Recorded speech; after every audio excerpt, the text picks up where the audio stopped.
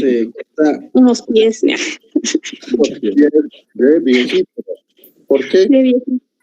Un bastón. Ay, sí, se ve el bastón al lado del pie. Un bastón y parece viejita, ¿no? Por el pijama. Las pantuflas, ¿no? Y los pies bien cuidados. Normalmente las viejitas tienen los pies mejor cuidados y además es rosada su bata y su pijama. Entonces parece que esta viejita se ha caído y no hay quien la asista. Eso es lo que nosotros hoy día vamos a ver y también nos vamos a preocupar igual al final de las últimas diapositivas. ¿Será que se ha caído nomás o la han empujado? ¿Verdad? Entonces estos temas los vamos a tratar ahora. Cuando se manejan pacientes geriátricos con trauma, los efectos del envejecimiento sobre las funciones fisiológicas y el impacto de las condiciones preexistentes y los medicamentos no deben ser sobrevalorados. O sea, tenemos que evaluar, cuando estamos frente a un trauma geriátrico, el estado funcional del paciente. Para eso, cuando toquemos este tema, tenemos que recordar los cambios fisiológicos y anatómicos que ocurren con la vejez, lo mismo que con los niños, lo mismo que con la embarazada. Entonces, estamos diciendo que la reserva fisiológica es límite, ¿verdad? La respuesta de las catecolaminas también es muy pobre. Y de arriba para abajo, el encéfalo se atrofia, es un encéfalo pequeño,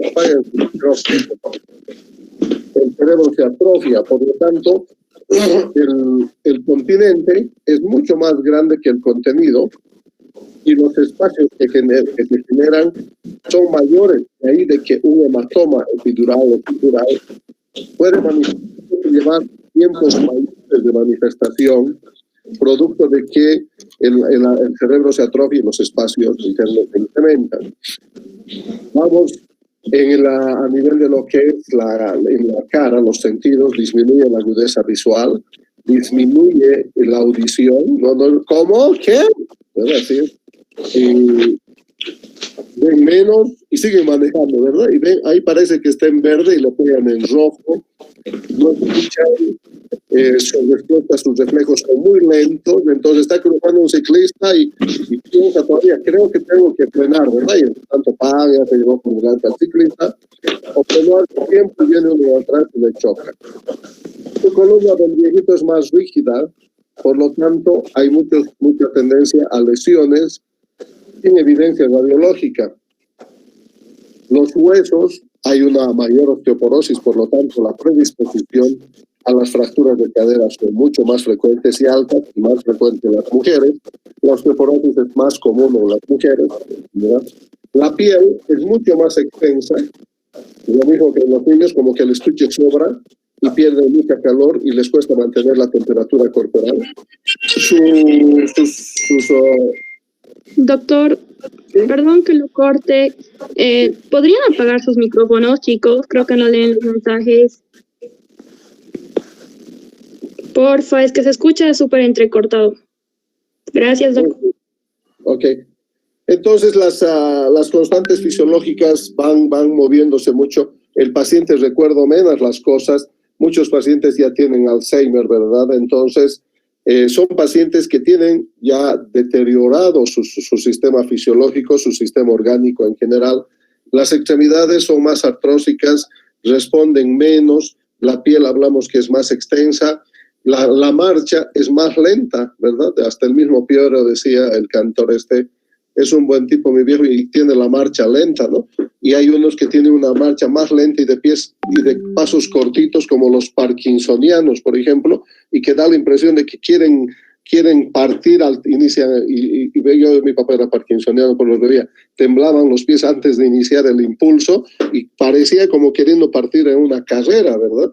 Ya cuando agarran ritmo empiezan a agarrar pasitos cortos y parece que quisieran empezar a trotar y viene, ¡pum!, la caída. Eso es como muy común en este grupo de pacientes, los trastornos motores, la fragilidad. Son pacientes que en el contexto son hipertensos, son dislipidémicos, son cardiópatas, son pulmonares, han fumado, son diabéticos, tienen osteoporosis con mayor frecuencia las señoras, son portadores de marcapaso y ustedes quieren encontrar 120 de frecuencia cardíaca, toman diuréticos, toman antihipertensivos, toman beta bloqueadores, toman hiperglicemiantes orales. O sea, es un es un mundo más grande de pacientes que tenemos que pensar muchas cosas y tenemos que pensar que en los siguientes años nuestra población va a ser fundamentalmente longeva a nivel mundial. Entonces tú vas a ver viejitos manejando, a ustedes les va a tocar atender viejitos a producto de accidentes de tránsito, estaban manejando y que le haces una prueba el Snelling y no alcanzan a ver letras en tamaño normal, ¿verdad?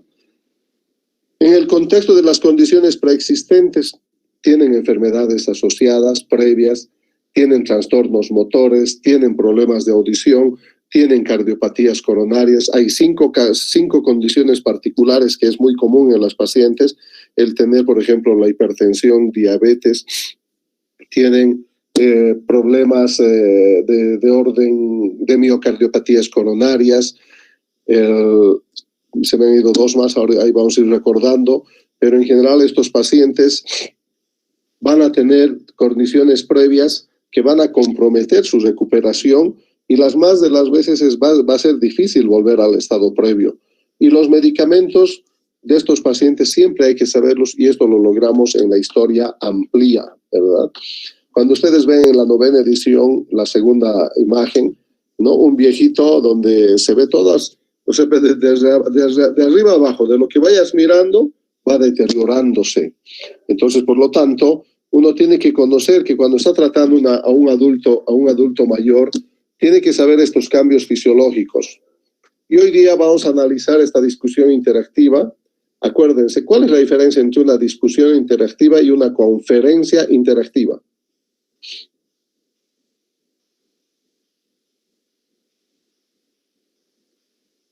¿No están? Hola. Oiga, ¿se han ido? No, doctor. No. Discusión sería como un diálogo. No escuchó. La discusión es una conversación entre varias personas que discuten los temas y la conferencia es que el expositor solamente dice lo que tiene que decir. Exacto. Una conferencia interactiva tiene un inicio y un fin, donde el objetivo es entregar la información a como dé lugar. Cuánto esté captando el auditorio no me preocupa. La interactividad va a estar en relación a las cosas que el expositor lo pueda decir o lo quiera hacer, ¿verdad? Yo quiero que sepan el punto B, quiero que sepan el punto C. En cambio, una discusión interactiva es un escenario que se va desplegando a lo largo de la charla, ¿verdad? No es estático. ¿Y cómo hacemos que se despliegue? Con las preguntas de estímulo. ¿Y cómo logro que esto surte en efecto? Porque el estudiante, el profesor, el médico tiene que venir estudiando y sabiendo el contenido, la parte cognitiva de la materia. Vamos a describir los patrones de las lesiones comunes en los adultos mayores, aplicar los principios del ATLS en el manejo del paciente geriátrico, comprender los cambios fisiológicos que ocurren en el envejecimiento y también vamos a hablar de los signos comunes y las causas de maltrato en el adulto mayor. El escenario, una mujer de 82 años, pucha, muchos años, muchas enfermedades de repente, rueda 6 escalones. ¿Cuál va a ser el mecanismo más frecuente? Entonces, esto es importante. ¿Cuál es el mecanismo más frecuente de lesión en el adulto mayor? Caídas. Las caídas. Caídas. Segundo. Accidentes automovilísticos. Tercero. Quemaduras. Cuarto. Heridas penetrantes, ¿verdad?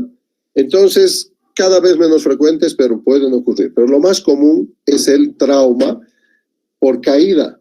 Y la caída habitualmente es de su propia altura. O sea, no necesitas un viejito 80, no necesita caerse de 10 metros de arriba como el niño que rebota porque es de goma.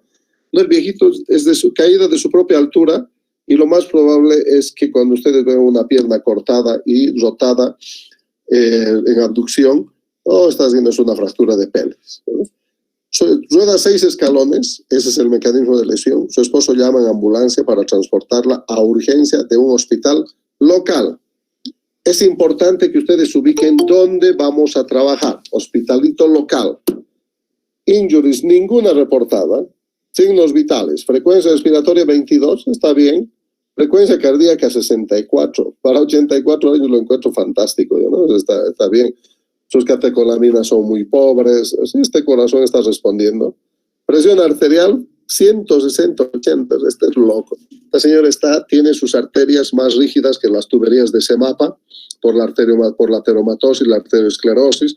Hipertensión sistólica con una brecha, con una presión de pulso bien alta. Y la escala de coma de Glasgow de 13. Ahora sí. Acá me interesa mucho porque del resto no me dice demasiado, ¿verdad? Un viejito tiene hipertenso, tiene esa presión, toma beta bloqueadores y hasta de repente tiene un marcapaso en la abuela y está con 64. Pero acá hay un dato vital que es la escala de coma de Glasgow de 13. ¿Qué nos dice eso? TEC leve.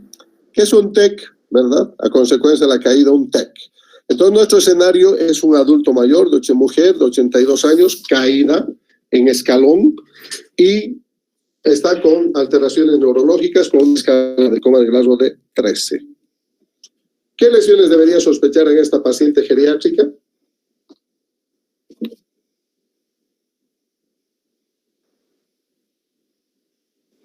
El TEC, doctor, TEC leve, como dijeron.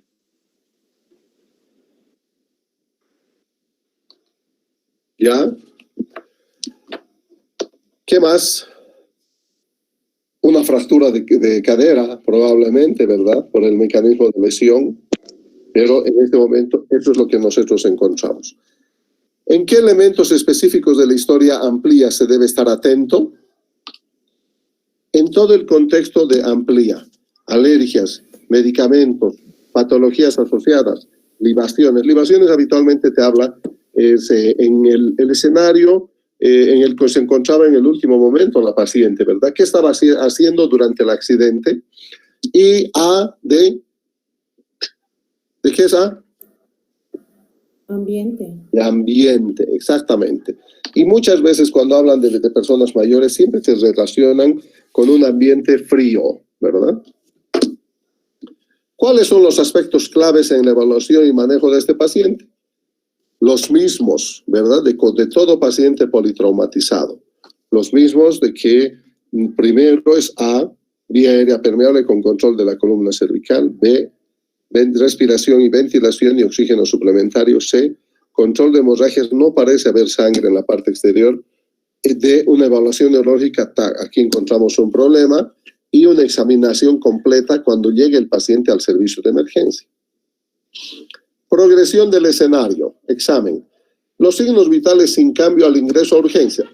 Ya cambió el ambiente, ahora ya estamos en urgencia. La paciente está confusa, bien.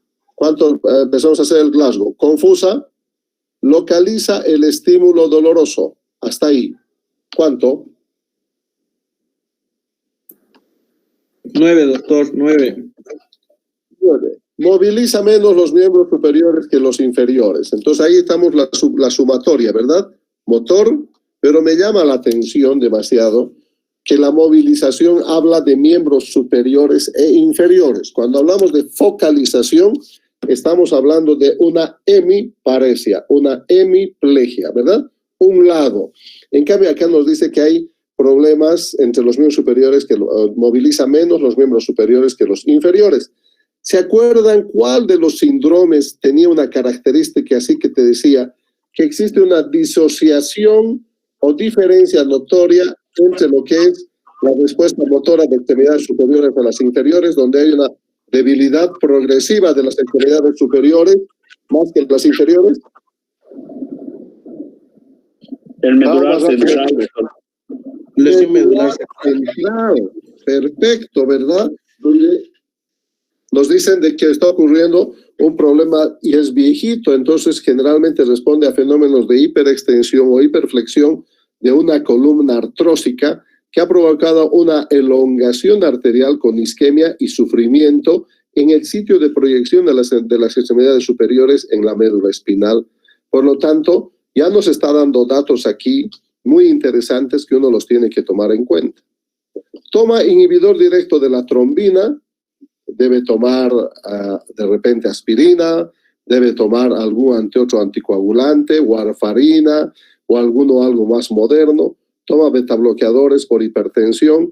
Sabemos de que un 30% de los pacientes hipertensos, además de sus inhibidores de ECA, pueden estar combinando con betabloqueadores para el manejo. Los betabloqueadores no solamente se dan para la hipertensión jóvenes, sino también por el efecto protector del miocardio, ¿verdad? Eso ya está llevando en medicina. Es importante saber esos hechos. Lo mismo del enalapril, el efecto protector del miocardio, además de su efecto antihipertensivo. Le hacen unas radiografías y dice la radiografía de tórax, múltiples fracturas costales. ¿Por qué será?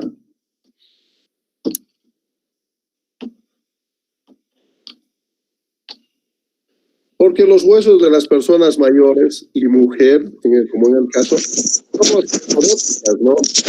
Pueden fracturar con mucha facilidad. Por lo tanto, las fracturas costales no son raras. En general, los huesitos de los adultos y sus costillitas son como galletas. Entonces, cuando ustedes vayan a emergencia y resucitación, PCR,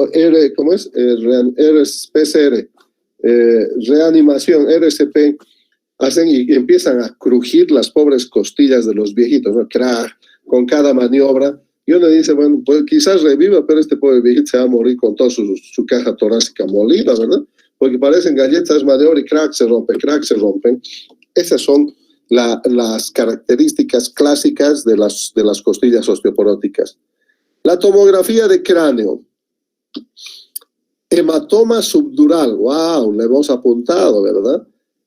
Con desviación y pequeñas contusiones intracerebrales. ¿Por qué no está este paciente focalizando? ¿Por qué no tienen 8 de Glasgow?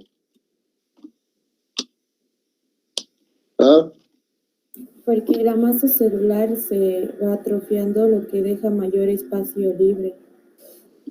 Exactamente, ¿no? Lo que les decía hace rato. O sea, la interpretación teórica de los cambios fisiológicos adaptados ahora a la realidad de un mecanismo de trauma y unas imágenes tomográficas. Por lo tanto, vamos a tener que tener hematomas subdurales bastante considerables con efecto de masa para encontrar mayores manifestaciones neurológicas, ¿verdad?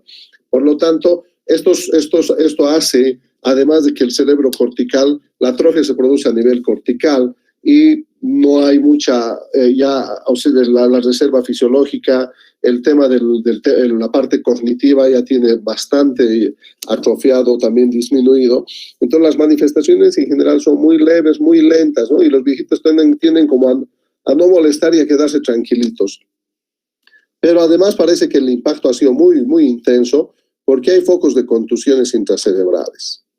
Radiografía de pelvis, mecanismo de lesión, rodada, caída, fractura de las ramas púbicas. Entonces, ahora dígame cómo son las ramas púbicas.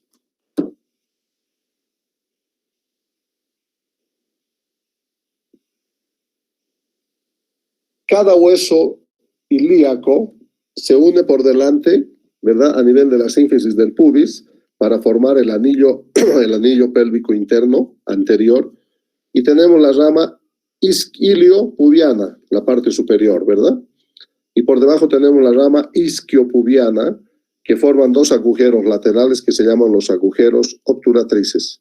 Estoy bien en anatomía, parece, todavía, ¿no? Los agujeros obturatrices.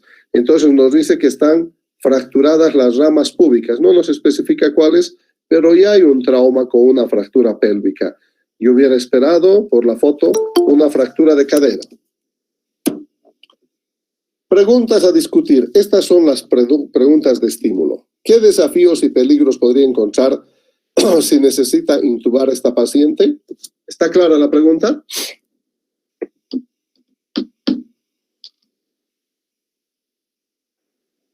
Hola. Sí, doctor, puede haber problemas al intubar en la columna cervical, que es más rígida en los pacientes geriátricos. Y ya de hecho tenemos al parecer un síndrome raquimedular, ¿verdad? Un síndrome medular anterior, o perdón, central, anterior o central. Central, doctor, lesión medular. Ya tenemos, y esto ya nos está diciendo que sí hay una columna rígida, dura, atrófica, y que vamos a tener problemas con la intubación. Segundo, que las partes blandas, como de los niños, también de las personas adultas, son más delicadas, muy fácilmente sangrantes. Por lo tanto, vamos a tener limitaciones. De repente el paciente no tiene ni un diente, ¿verdad? Y todo edentado, no tienes dónde apoyar el laringoscopio.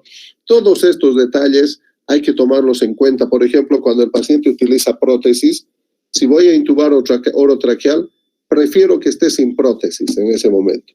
Pero si voy a ventilar con máscara bolsa, con AMBU, que esté nomás con sus dientecitos protésicos o portátiles puestos, porque eso me permite dar una mayor conformación de la parte de la mitad inferior del macizo facial para apoyar mi máscara. Porque si sacan, como no tiene dientes, no hay cómo apretar la máscara. Con respecto a sus fracturas costales, ¿por qué este paciente tiene un mayor riesgo de muerte que una persona más joven? Porque su reserva fisiológica es límite, su respuesta de catecolaminas lo mismo, hay un mayor incremento de la mortalidad por las comorbilidades que acompañan habitualmente a estos pacientes y que no solamente incrementan la mortalidad, sino también la morbilidad, ¿no? Hacen que aumenten las secuelas. Ya normalmente si hay fracturas de cadera, las más de las veces los pacientes no retornan a la normalidad, ¿no? Entonces estos casos habitualmente son más difíciles de recuperar. Continúa desarrollándose el escenario. El traslado de la paciente, acuérdense que estábamos en un hospital local, pequeño, no es posible debido a las condiciones climáticas. Ay, la cosa está grave. Y tengo una paciente con TEC. ¿Qué más? Fractura de pelvis. Fractura de pelvis. Fracturas Trauma. costales. Trauma, no, más que fracturas costales, o sea, fracturas costales, trauma contuso, ¿verdad? Cuando hablan de contuso, están hablando de un trauma cerrado con contusión pulmonar. O sea, estamos hablando de que el impacto a nivel de las costillas, además de fracturarlas, ha sufrido bastante el parénquima pulmonar. Entonces, es un paciente grave que necesita un hospital de tercer nivel o un centro de trauma. El dolor se le admite en la UCI para monitorización, me parece una medida muy atinada, pero hay que evaluar algunas cosas que se llaman lo que es decisiones al final de la vida, ¿verdad? Cuando tú te manifiestas con tu mamá, tu papá, y que ya tiene 88, 90 años, y te dicen, y que hijos de papás de médicos, y te dice, yo no, y te escuchan hablar todos los días, ¿no? Hoy día una abuelita de 80 años en terapia intensiva, pucha, que ha sufrido tremendamente, y después de 2, 3 días de pataleo y mucho procedimiento se muere. Entonces, ellos van acumulando toda esta información y ellos toman sus decisiones, se llaman decisiones al final de la vida, ¿verdad? Y dicen, y si esto me ocurriese a mí, yo no quiero que me intuben, no quiero entrar a terapia intensiva, porque ya cumplí mi ciclo y si tengo una lesión grave, prefiero irme sin sufrir más de lo que ya me ha condicionado el trauma. Este tema es muy importante conversarlo y respetar un poco la decisión del adulto mayor, ¿verdad? Si es un niño, un adolescente, obviamente vamos a destrozarle hasta fracturar sus costillas, hasta revivirlo. Pero en este viejito empezar a iniciar maniobras, vamos a terminar con una caja de galletas sonando, ¿verdad? Todos sus huesitos. El dolor de las fracturas costales se controla con narcóticos. Muchas veces ni sienten ni se quejan de dolor porque su tolerancia al dolor es altísimo, alto, muy alto. ¿Que le duele? Sí, un poco. Y así con un paracetamol pasa. Y está deteriorándose. El estado respiratorio y el nivel de conciencia continúa deteriorándose. No nos dice en números, no nos objetiva, pero subjetivamente nos está diciendo que su TEC que su traumatismo encefalocraniano y el hematoma epidural probablemente está expandiéndose más y dice, tomografía de cráneo repetido, hay progresión del hematoma subdural. ¿Qué hay que hacer? Craneostomía, doctor. Hay que hacer una craneotomía descompresiva, así se llama. Craneotomía descompresiva, se abre la dura madre, se hace una plastía de la dura madre, se drena el hematoma y cuando hay mucho edema, como en estos casos son viejitos, no es el mismo comportamiento. En los jóvenes se hace una craneotomía descompresiva. Sacas 2 pedazos de tóxlo, de calavera, de cráneo, de ambos lados habitualmente temporoparietales, los sacas, ¿verdad? Y los guardas en el subcutáneo, en bolsillos para proteger ese hueso. Y además tienes que abrir plastía dural, ¿sabes? O sea, hemos hecho, he hecho y he visto hacer, ¿no? Donde abres la dura madre, ¿para qué? Para que el edema, en el joven estamos hablando, ¿ya? Ojo, para que el edema se expandan los hemisferios cerebrales cómodamente y no se enclaven, ¿verdad? Y hay fotos, ¿no? Y he visto como al día siguiente de la craneotomía descompresiva bilateral, craneectomía, 2 cuernos a ambos lados, el cerebro hinchado, edematizado, y el paciente mejorando tremendamente, y después de un tiempo, 1 mes, 2 meses, se colocan nomás los pedazos de huesito. Y seguramente este paciente, pero ¿por qué no en el viejito? ¿Por qué? Porque hay pues espacio suficiente, ¿verdad? Y tremenda morbilidad dejarlo sin tojlito a este pobre viejito. Entonces, normalmente se reinstalan el pedazo de hueso en ese mismo instante y se cierra. El neurocirujano dice por telemedicina, como ahora, ¿verdad? Recomienda una craneotomía descompresiva y drenaje del hematoma cuando se la pueda trasladar. Ojo, ¿verdad? Entonces acá no está el neurocirujano y él dice, puedes hacer, la tomografía dice que hay un hematoma epidural del lado temporoparietal izquierdo, por lo tanto no está demasiado complicado. Si tú sabes hacer una craneectomía, podrías intentar hacerlo, ¿verdad? Entonces yo le diría, yo nunca he hecho, doctor, esta cuestión. El tema es que, amigo, sigue la temporal pésimo, sigue nevando y no hay helicóptero que lo traslade. Por lo tanto, o le haces o se muere, ¿verdad? Entonces hables ahí con la familia y decirle, hay que hablar con la verdad. Yo nunca he hecho, pero acaba el neurocirujano de decirme cómo se hace.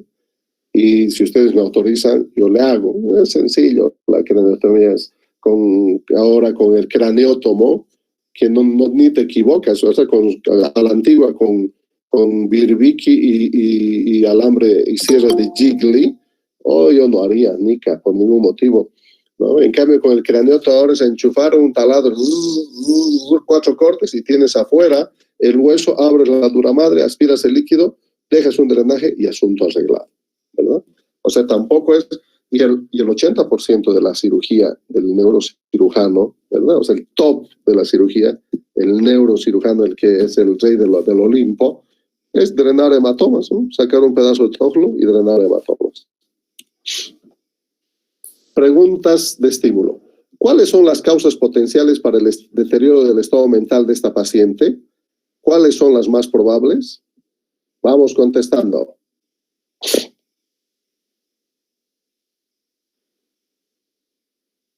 El hematoma epidural expansivo, ¿verdad? Y como hay atrofia cerebral, hay espacios amplios, el hematoma nos está dando todo el tiempo del mundo para tomar la decisión, pero el tiempo, el clima, no te está dando posibilidades, ¿no? Porque sigue nevando y al parecer no la vas a poder sacar. ¿Cuál es el impacto de una estancia prolongada en UCI y en el hospital sobre la probabilidad de que un paciente anciano retorne a una vida independiente? Está demostrado que cuanto más tiempo permanezca hospitalizado y más tiempo se demore en retornar a la normalidad, entre comillas, previa, con todas las comorbilidades y condiciones preexistentes, cada vez van a ser mucho menores y los riesgos de aparecer las complicaciones hemodinámicas, respiratorias, renales, hasta llegar a zonas de presión y úlceras de decúbito, se van incrementando. Entonces, nada raro que nos encontremos con alguna cosa así, ¿verdad? Oiga, ¿y el patrón de la lesión del paciente no nos hace sospechar que hay maltrato en el adulto mayor? Hay que ver el horario de la caída, las condiciones en que ha ocurrido. De repente en la radiografía deberíamos haber visto algunas lesiones anteriores como en el niño, ¿no? Lesiones previas, pero no hay datos. Sin embargo, debemos sospechar, debemos pensar en esto. ¿Y cuáles son, qué tipos de lesiones deben hacerle sospechar que hay maltrato en el adulto mayor? El maltrato del adulto mayor puede ser psicológico, puede ser físico. El maltrato del adulto mayor, en general, tú lo puedes percibir desde el estado de ánimo del viejito, ¿verdad? Es un viejito retraído, un poco comunicativo, cómo viste, ¿no? Muy desarreglado, no con la camisa sucia, con restos de comida. Ese es un maltrato social, ¿verdad? El viejito probablemente con todas las limitaciones, si es que no tiene Parkinson, se echa la comida en su camisa, deja marcas, muchas limitaciones, y todo esto implica maltrato del adulto mayor, ¿verdad? Otras lesiones muy comunes, el tipo de las quemaduras, las fracturas localizadas. Es difícil diferenciar una fractura costal o varias fracturas costales. No es como en el niño más fácil de pensar un impacto directo, sino habitualmente son traumas acompañantes, solo que en el adulto mayor van asociados a traumatismos con extensas zonas de contusión pulmonar que van a afectar la función respiratoria. Y concluye el escenario. Mire esto, que el esposo afirma que la paciente no habría deseado la intubación ni las intervenciones de apoyo vital si las posibilidades de vivir en forma independiente son o serían escasas. ¿Qué dicen? Se debe respetar la decisión de la señora, doctor. ¿Y eso qué se llama? Eutanasia activa. Wow, no. Pasiva. Pasiva. ¿Qué más?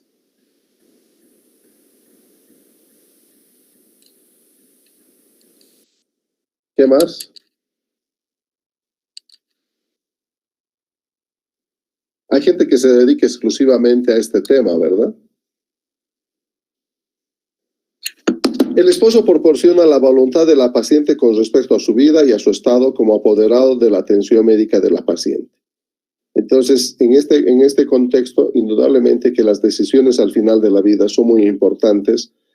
En el contexto de la edad del paciente, de las comorbilidades previas, de los estados preexistentes, del estado de salud en general, ¿no? Y de las expectativas en relación a la recuperación del paciente y eso relacionado sobre todo con el tiempo, ¿verdad? Cuanto más tiempo nos demoremos en recuperar, menores serán las posibilidades de obtener una recuperación similar a la anterior.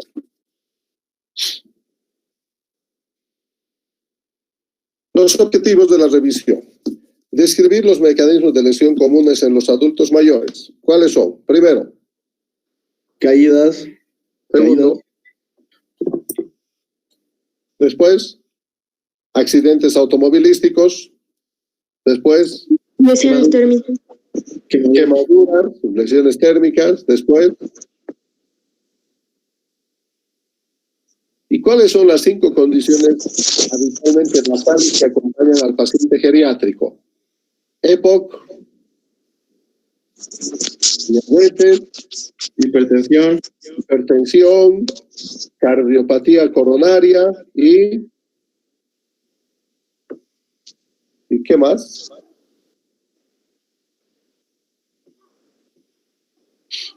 Aplicar los principios del ATLS en el manejo del paciente geriátrico con trauma, siempre recordar que las prioridades son las mismas, las prioridades no cambian. Siempre está primero el A, el B, el C, solo hay que tomar en cuenta los cambios fisiológicos y anatómicos que ocurren en el adulto mayor con relación a situaciones previas conocidas o comorbilidades, ¿no? Entonces, el estado de medicamentos que toma, qué es lo que recibe, la presencia o no de marcapasos, y comprender los cambios fisiológicos que ocurren en el envejecimiento y cómo estos afectan las lesiones en el paciente geriátrico, así como la respuesta en el trauma. Han visto tremendo trauma de la señora y una ligera taquicardia. No nos dice en ningún momento que ella usaba marcapaso, pero su respuesta de catecolaminas es muy pobre, Por otro lado, vemos que sus arterias son ya muy rígidas. Hay una hipertensión sistólica de 160 con una presión de pulso muy amplia y una presión diastólica de 80. Lo único que nos fue evidente, nos dieron datos evidentes es el tema de lo que es el TEC y la fractura de la pelvis. Y además nunca olvidarnos de comprender los signos comunes y las causas de maltrato en los adultos mayores. Creo que esto es un detalle muy, muy importante a tomar en cuenta al momento de evaluar al paciente. Los cambios demográficos requieren de la comprensión de las características y las necesidades específicas de los pacientes geriátricos con trauma. No, las poblaciones europeas no son solamente ahora las poblaciones con mayor grupo de ciudadanos longevos. Ya estamos viendo en el resto del mundo este fenómeno, porque esto en los 2000 era muy común y es por eso que Europa, ciertas ciudades, el Canadá te ofrecían un sinfín de facilidades para irte, sobre todo en la parte de Europa, Australia, New Zealand. Entonces estos te ofrecen, pero te dicen, pero vente y cuanto mejor, cuantos más hijos tengas, ¿verdad? Entonces ellos quieren poblar su grupo de niños y adolescentes porque de viejitos nomás están listos. La reserva fisiológica disminuida y las condiciones médicas preexistentes pueden influenciar los resultados en los pacientes geriátricos, por supuesto que sí, y esto en relación al tiempo también. Cuanto más tiempo se demore la rehabilitación, la permanencia prolongada en la UCI, cuidado intermedio y hospitalización, hace habitualmente un mayor impacto en el deterioro del paciente. La comprensión de la anatomía y la fisiología en el deterioro del paciente geriátrico es clave para un cuidado adecuado. Por supuesto, si sé que su reserva de catecolaminas es pobre, sus arterias son muy rígidas, ¿no? Entonces, yo no le puedo sobrecargar volumen. Será este paciente seguramente, aquí me va a ser de gran utilidad un catéter venoso central para reponer volemia y voy a ir midiendo 1000 de cristaloides, seguramente va a ser un tope, porque por encima de los 1000 el excedente ya va a ir a crear un edema agudo de pulmón. Entonces, mayor el daño, no hagas más daño del que ya tiene el paciente. En estas circunstancias, tener una PVC que nos permita medir el grado de recuperación venosa con los líquidos es mandatorio en este tipo de pacientes cuando vamos a tener una medida ya tan agresiva como un catéter venoso central. Es importante identificar los signos de alarma y el impacto del maltrato en las personas mayores.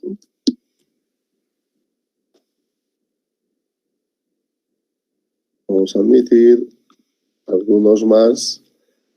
Y entre tanto preparan sus preguntas, yo les voy a mostrar algo. Cerrar. Esto sucede pocas veces, pero ¿dónde puede estar? Acá.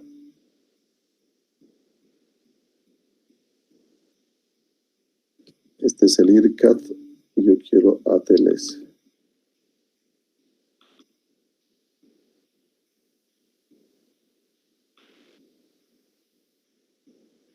Evaluación correcta, evaluación incorrecta. Vamos a lanzarnos con esta. ¿Están viendo? Sí, doctor.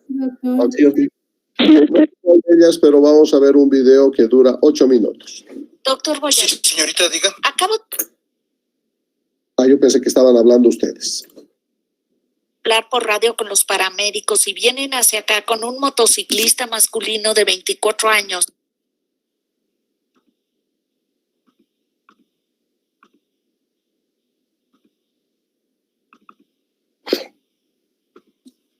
Este dura 4 minutos. Masculino de 24 años.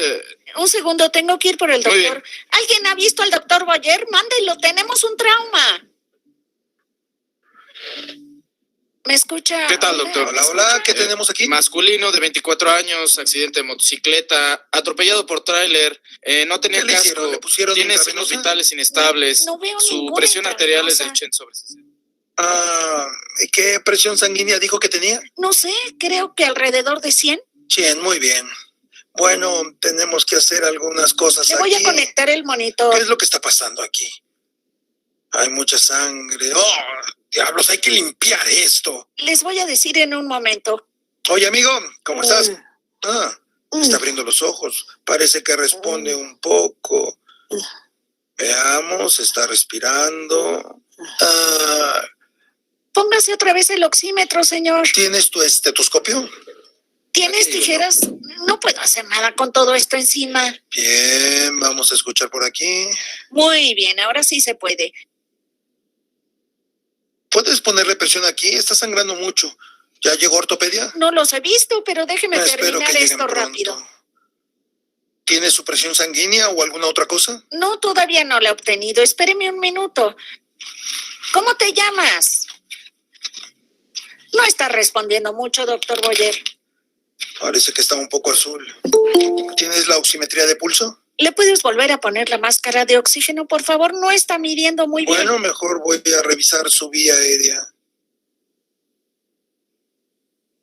Oiga, señor, abra los ojos. Hay que quitar esta cosa, no puedo ver bien su cuello.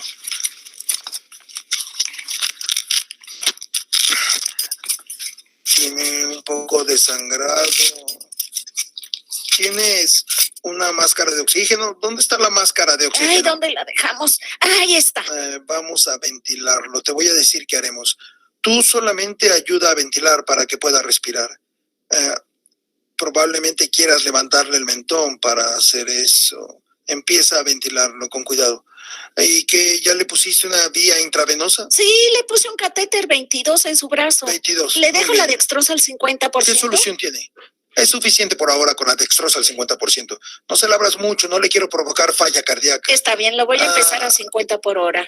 Me cuesta trabajo ventilarlo, doctor. ¿Te cuesta trabajo? Quizá deba ponerle la vía aérea pasada. Doctor, su frecuencia cardíaca es de 140 y su presión bajó hasta 70. ¿70? ¿Tiene líquido? Vamos a ponerle más líquido. Presiona esto. Yo lo aprieto. ¿Está bien?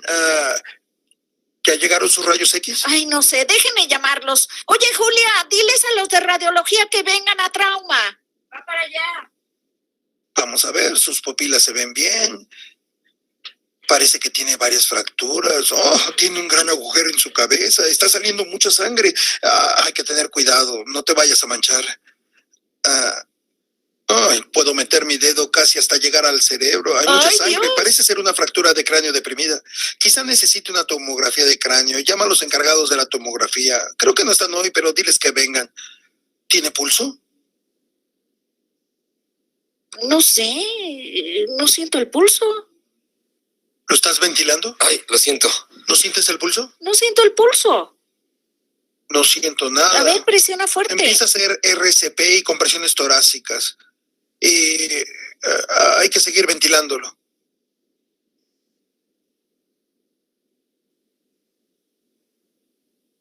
Quizá, pues a lo mejor hay que darle, no sé, atropina o algo, ¿no? ¿Tenemos dopamina? Pues puedo conseguirla. Hay que dársela. Voy por ella. ¿Le estás dando compresiones torácicas efectivas? Lo estoy comprimiendo con fuerza. Ok. ¿Hay sugerencias? ¿Deberíamos de parar el sangrado? Pues ahora ya no sangra. Creo que no vamos a salvarlo. No va a sobrevivir. No siento el pulso.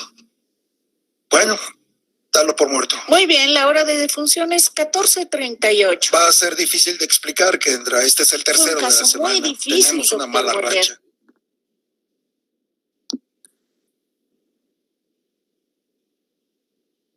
Bien. El número de asistentes excede con el doble con el número de fallas que se cometen durante esta evaluación inicial, que es un método incorrecto, que no es raro verlo. Ahora por lo menos ya se ve con menos frecuencia, porque ya muchos centros de emergencia han hecho el curso del programa TLS o algo similar y ya se manejan ciertos criterios de trauma. Pero en general, a ver, ¿qué les pareció, Rafael? Buenas noches, doctor. Bastante desorganizado, o sea, el equipo respondiente no tenía prioridades de ningún tipo, todos saltaban. Cuatro cosas, pues, Rafael. Desorganizado, no hay prioridades, ¿qué más? Tampoco tenían instrumentos a la mano. Y ¿Ya? Desorganizados. Sí, los criterios de trauma también. Ahí le han quitado el collarín cervical a un paciente de trauma. O sea, totalmente Listo, mal. Rilda. ¿Qué más? ¿Qué más, Rilda? Tefi. La vía aérea, doctor, no respetaron el ABC de... No manejaron por prioridades. Sí. ¿Qué más? Alístate, Vilma. ¿Qué más? ¿Qué más? Y cosas importantes, Vilma. Doctor, el tiempo, no priorizaron al paciente. ¿Qué más? Han solicitado Un caos total, ¿verdad? Primero, yo observo de que el equipo, no existe un criterio uniforme en equipo, ¿verdad?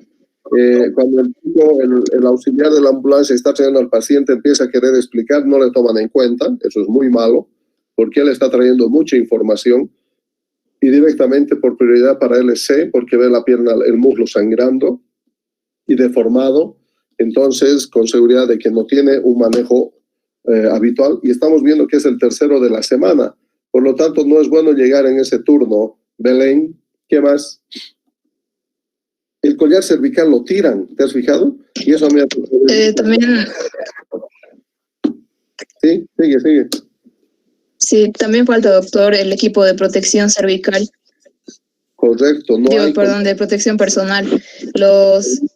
El médico encargado, los ayudantes no lo están portando. Correcto. ¿Qué más?